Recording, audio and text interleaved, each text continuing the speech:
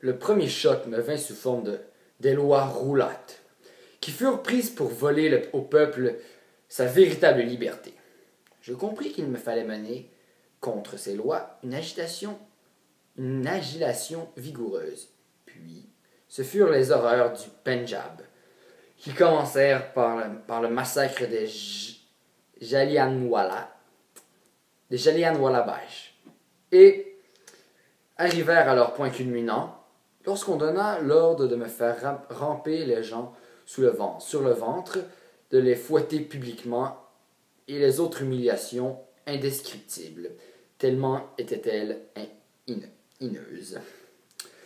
Je découvris que la promesse faite par le Premier ministre aux musulmans de l'Inde au sujet de l'intégrité de la Turquie et des deux lieux saints de l'islam ne serait point tenue, et malgré ses présages, malgré les conseils de mes amis qui m'avaient mis en garde au congrès de l'Admira en 1919, je soutins la coopération et l'application des réformes Montagu-Chelmsford, parce que j'espérais que le Pendjab et les réformes, si peu adéquates et satisfaisantes qu'elles fussent, seraient le début d'une ère d'espérance pour l'Inde.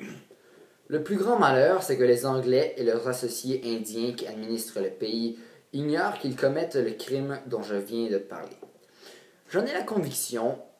Nombre de fonctionnaires anglais en Inde croient que de bonne foi que le gouvernement qu'ils représentent est un des meilleurs qui existent et que l'Inde progresse sûrement, si elle progresse lentement. Ils ignorent qu'un système subtil mais efficace de terrorisme et un déploiement organisé par des forces de l'ordre d'une part et la privation